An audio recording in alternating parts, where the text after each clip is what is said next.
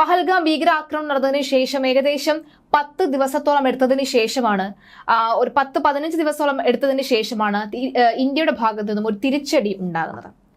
ആദ്യ പ്രഹരം ആദ്യ തിരിച്ചടി ഉണ്ടാകുന്ന സാഹചര്യത്തിൽ തന്നെ അതുവരെ ആ 10-15 ദിവസത്തിനിടയിലെ ആ ഗ്യാപ്പിൽ പലരും ചോദിച്ചിരുന്നു, എന്തിനാണ് ഇന്ത്യ തിരിച്ചടിക്കുമെന്ന് പറഞ്ഞ് വീമ്പിളക്കുന്നത്, തിരിച്ചടിച്ചൂടെ എന്ന് പല ചോദ്യങ്ങളും ചോദിച്ചിരുന്നു.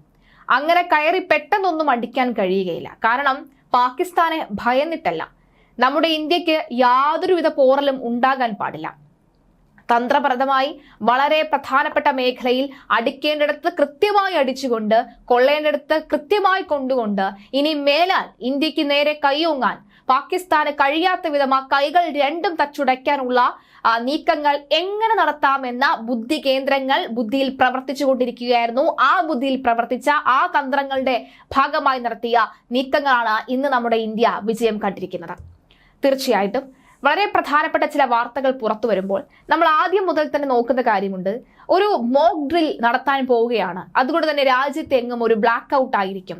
ഈ മണിക്കൂറുകൾ വളരെ നിർണായകമാണ്. വൈകുന്നേരങ്ങളിൽ ഒരു മോക്ക് ഡ്രിൽ നടക്കാൻ പോകുന്നു എന്ന് പറഞ്ഞുകൊണ്ട് ഡൽഹി അന്ന് മറ്റ് സംസ്ഥാനത്തെ നമ്മുടെ രാജ്യത്തിലെ എല്ലാ ജനങ്ങളും ഉറങ്ങിയപ്പോൾ ഡൽഹി ഉറങ്ങാതെ ഉണർന്നു തന്നെ നിന്നു. കാരണം അന്ന് നടന്നത് മോക്ക് ഡ്രിൽ അല്ലായിരുന്നു, പകരം അന്ന് നടന്നത് യഥാർത്ഥ തിരിച്ചടി തന്നെയായിരുന്നു. ആരും അറിഞ്ഞില്ല ആ തിരിച്ചടി നടന്നത്. സത്യത്തിൽ മിസൈൽ പാകിസ്ഥാനിൽ വീണ് പൊട്ടിയപ്പോഴാണ് പാക്കികൾ പോലും അറിഞ്ഞത്, അയ്യോ ഞങ്ങൾ പെട്ടല്ലോ എന്ന അവസ്ഥയിലേക്ക് എത്തിയത്. അതേ തന്ത്രം, അതേ രാവണ തന്ത്രം തന്നെയാണ് ഇവിടെ വീണ്ടും ഉപയോഗിച്ചിരിക്കുന്നത്. ഡമ്മി എയർക്രാഫ്റ്റ് ആണ് സത്യത്തിൽ ആദ്യം ഇന്ത്യ പയറ്റിയത്. ഡമ്മി എയർക്രാഫ്റ്റ് അയച്ചപ്പോൾ അവർ പാകിസ്ഥാനിലെ ജനങ്ങൾ അല്ലെങ്കിൽ പാകിസ്ഥാൻ പട്ടാളം ആദ്യം പുറകെ പോയത് ഈ ഡമ്മിയുടെ പുറകെയാണ്. ഡമ്മി എയർക്രാഫ്റ്റിന് പുറകെ പാക് പട്ടാളത്തിന്റെ ശ്രദ്ധ തിരിച്ചപ്പോൾ അവിടെ പകരം കടന്നു ചെന്നത്, ആ ഗ്യാപ്പിൽ കടന്നു ചെന്നത്, നിലം തൊടിയിക്കാതെ ആ ഗ്യാപ്പിൽ കടന്നു ചെന്നത് മറ്റാരുമല്ല, ആകാശ് തന്നെയാണ്. ഓപ്പറേഷൻ സിന്ദൂറിലൂടെ ഇന്ത്യ പാകിസ്ഥാനിലെ ഭീകര കേന്ദ്രങ്ങൾ തകർക്കുകയും ഭീകരവാദികളെ വധിക്കുകയും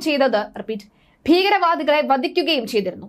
ഇതിൽ പ്രകോപിതരായ പാകിസ്ഥാൻ തുടർന്ന് 3 ദിവസങ്ങളിലായി 600ഓളം ഡ്രോണുകളാണ് ഇന്ത്യയിലേക്ക് അയച്ചത് എന്ന വാർത്തയുണ്ട്. ഗുജറാത്ത്, രാജസ്ഥാൻ, പഞ്ചാബ്, ജമ്മു കാശ്മീർ തുടങ്ങിയ സംസ്ഥാനങ്ങളിലെ നഗരങ്ങളും തന്ത്രപ്രധാനമായ സൈനിക കേന്ദ്രങ്ങളെയും ആക്രമിക്കാനായിരുന്നു പാകിസ്ഥാന്റെ ശ്രമം. ഏകദേശം 23 പ്രധാനപ്പെട്ട ഇടങ്ങളെ പൂർണ്ണമായും ആക്രമിക്കാൻ തന്നെയായിരുന്നു പാകിസ്ഥാന്റെ ശ്രമം. എന്നാൽ ഇന്ത്യ ഒരുക്കിയ വാരിക്കുഴിയിൽ അല്ലെങ്കിൽ സുസജ്ജമായ വ്യോമ പ്രതിരോധ സംവിധാനങ്ങൾ പാകിസ്ഥാന്റെ ഈ ശ്രമങ്ങളെ മുച്ചൂട് മുടിക്കുകയായിരുന്നു, നിഷ്ഫലമാക്കുകയായിരുന്നു. അതായത് പാകിസ്ഥാൻ ഇങ്ങനെയൊക്കെ ചെയ്യും എന്ന് നന്നായി അറിയാവുന്ന ഇന്ത്യൻ പട്ടാളം അതിനുവേണ്ട കെണി ഒരുക്കുകയായിരുന്നു എന്ന് വേണം പറയാൻ. ശത്രുവിന്റെ പുതിയ കെണികൾ കൊണ്ട് തന്നെ അല്ലെങ്കിൽ അത്തരം വൃത്തികെട്ട കളികൾ കൊണ്ട് തന്നെ കളിക്കാൻ ഒരുപക്ഷെ ഇന്ത്യക്ക് ഒരു മടിയും ഈ ഒരു ഘട്ടത്തിൽ ഉണ്ടായിരുന്നില്ല. അതായത് അന്താരാഷ്ട്ര അതിർത്തിയിലും നിയന്ത്രണ രേഖയിലുമായി 1000-ലധികം ആർമി എയർ ഡിഫൻസ് സംവിധാനങ്ങൾ വിന്യസിച്ചിട്ടുണ്ടായിരുന്നു. ഡ്രോണുകൾ പോലെയുള്ള ചെറിയ ലക്ഷ്യങ്ങളെ തകർക്കാനായി സജ്ജമാക്കിയവയാണ് ഇവ. ഇതിനൊപ്പം 750 ഹ്രസ്വദൂര ലഘു മിസൈൽ സംവിധാനവും ഒരുക്കിയിരുന്നു. ഇവ സംയോജനമായാണ് ഡ്രോണുകളെ നേരിട്ടത്. ഡ്രോണുകൾക്കെതിരെ ആകാശ്, ബരാഖ്, S-400 സംവിധാനങ്ങൾ ഉപയോഗിക്കുന്നത് ചെലവ് വർദ്ധിക്കുന്നതിന് കാരണമാകും. ഇത് മുന്നിൽ കണ്ടാണ് ഇന്ത്യ ഈ സംവിധാനങ്ങൾ ഉപയോഗിച്ചത്. ഇതിലൂടെ റഡാർ സിഗ്നേച്ചറുകൾ പാക് വ്യോമസേനയ്ക്ക് ലഭിക്കുന്നത് കുറയ്ക്കാനും കഴിഞ്ഞു. പാക് സൈന്യത്തിന്റെ വ്യോമ പ്രതിരോധ സംവിധാനങ്ങളെ കബളിപ്പിക്കാൻ ഇന്ത്യ മറ്റൊരു പദ്ധതിയും ഒരുക്കിയിരുന്നു. യുദ്ധവിമാനം എന്ന് തെറ്റിദ്ധരിപ്പിക്കുന്ന പ്രത്യേക സംവിധാനം ഒരുക്കി പാകിസ്ഥാനിലേക്ക് ഡ്രോണുകളെ പടച്ചുവിടുകയായിരുന്നു. പാകിസ്ഥാനിലേക്ക് ഡ്രോണുകളെ പടച്ചുവിട്ടപ്പോൾ പാകിസ്ഥാൻ കരുതിയത് അത് ഇന്ത്യയുടെ വിമാനമാണ് എന്നാണ്. ആ വിമാനം വന്നത് തങ്ങളുടെ നാശത്തിനാണ് എന്ന് പിന്നീടാണ് അറിഞ്ഞത്. അങ്ങനെ ഈ ഡമ്മി വിമാനങ്ങൾക്ക് പുറകെ പാകിസ്ഥാൻ പോയ ആ ഗ്യാപ്പ് കൃത്യമായി നോക്കിയാണ് സത്യത്തിൽ ഇന്ത്യയുടെ കൃത്യമായ വിളയാട്ടം അവിടെ നടത്തിയത്. ഇന്ത്യൻ യുദ്ധവിമാനം എന്ന് തെറ്റിദ്ധരിച്ച പാകിസ്ഥാൻ അവരുടെ വ്യോമ പ്രതിരോധ സംവിധാനം ആക്ടിവേറ്റ് ചെയ്യുകയും ഇന്ത്യ അയച്ച ഡമ്മി എയർക്രാഫ്റ്റിനെ ആക്രമിക്കുകയും ചെയ്തിരുന്നു. ഈ ആക്രമണമാണ് സത്യത്തിൽ പാകിസ്ഥാന്റെ ജയ്വിളികൾക്ക് പിന്നിൽ ഉണ്ടായിരുന്നത്. ഇതിലൂടെ പാകിസ്ഥാനിലെ തന്ത്രപ്രധാനമായ കേന്ദ്രങ്ങളുടെ ലൊക്കേഷൻ ഇന്ത്യക്ക് കൃത്യമായി തന്നെ മനസ്സിലാക്കാൻ സാധിച്ചു. അതായത് എവിടെ നിന്നാണ് ഈ ഒരു അറ്റാക്ക് വരുന്നത് എന്ന് കൃത്യമായി നിരീക്ഷിച്ച മനസ്സിലാക്കിയ ഇന്ത്യ കയറി അടിക്കുകയായിരുന്നു ആ കൃത്യസ്ഥാനത്ത്. അതായത് മർമ്മം നോക്കി പയറ്റുക, മർമ്മം നോക്കി അടിക്കുക എന്നൊക്കെ പറയാറില്ലേ? മർമ്മം, പാകിസ്ഥാന്റെ മർമ്മം എവിടെയാണ് എന്ന് ചെറിയൊരു ഡമ്മി പരീക്ഷണത്തിൽ ഒരു ഡമ്മി വിമാനം ഇട്ടുകൊണ്ട് ഇന്ത്യ കൃത്യമായി പിടിച്ചെടുക്കുകയുണ്ടായി. ഈ ലക്ഷ്യങ്ങളിലേക്ക് ഇന്ത്യ ബ്രഹ്മോസ് മിസൈൽ അയച്ചതോടുകൂടിയാണ് 11 പാക് സേനാ കേന്ദ്രങ്ങളിലായി നാശം വിതച്ചത്. ഇന്ത്യയുടെ തന്ത്രത്തിൽ വീണ പാകിസ്ഥാന് പ്രതികരിക്കാനുള്ള സമയം പോലും ലഭിച്ചില്ല എന്നുള്ളതാണ് ഏറ്റവും വലിയ സത്യം. ഓപ്പറേഷൻ സിന്ധു ട്രെയിലർ മാത്രമാണെന്നും സമയം വരുമ്പോൾ എന്താണ് സംഭവിക്കുക എന്ന് പാകിസ്ഥാന് വ്യക്തമായി മനസ്സിലാകുന്ന തരത്തിലുള്ള തിരിച്ചടി ഉണ്ടാകുമെന്നും പ്രതിരോധ മന്ത്രി രാജ്നാഥ് സിംഗ് പറഞ്ഞിരുന്നു. ഇനിയും സംഘർഷമുണ്ടാക്കിയാൽ തിരിച്ചടി ഇതിലും കടുത്താകുമെന്ന മുന്നറിയിപ്പും അദ്ദേഹം പാകിസ്ഥാൻ നൽകുകയും ചെയ്തുവെന്നും ഇതേ തുടർന്നാണ് എന്ന് വ്യക്തമാവുകയാണ്.